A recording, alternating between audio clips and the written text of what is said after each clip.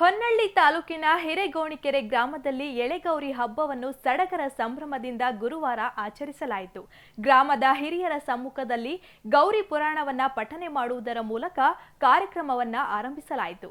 ನಂತರ ಚರಕದ ಮೂಲಕ ಹತ್ತಿಯಿಂದ ಎಳೆಯನ್ನ ನೂಲಿ ತೆಗೆಯಲಾಯಿತು. ಸಂಜೆ ಗ್ರಾಮದ ಹೆಂಗಳಿಯರು ಗೌರಿ ಮಂಟಪಕ್ಕೆ ತೆರಳಿ ಗೌರಿಗೆ ಪೂಜೆ ಸಲ್ಲಿಸಿ ಗೌರಿಯನ್ನ ಕುರಿತು ತಮ್ಮದೇ ಆದ ಜಾನಪದ ಶೈಲಿಯಲ್ಲಿ ಹಾಡಿನ ಮೂಲಕ ಗೌರಿಯನ್ನ ವರ್ಣನೆ ಮಾಡಿದರು.